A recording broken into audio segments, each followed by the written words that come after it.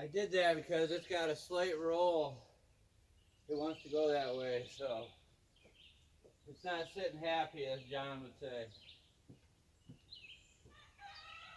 God, what am I doing? I was just back here.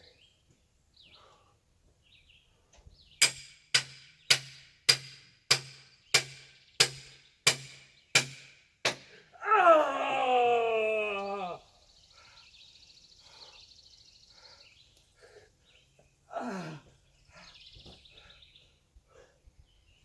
Oh. Hey guys, I smashed my finger with that damn hammer between the log and the hammer. Oh my God. So I went up and ran cold water on it.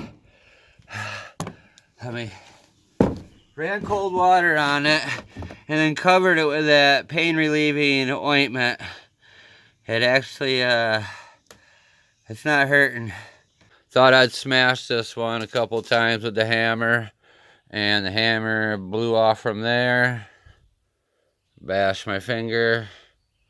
Hopefully it relieved enough pressure out the side there, because it looks like the fingernail is lifted up right off the skin there on that side, because that's where it dead blowed at. But yeah, I might be having to poke it with a hot needle later. God, I had to do that in so long. All right, well,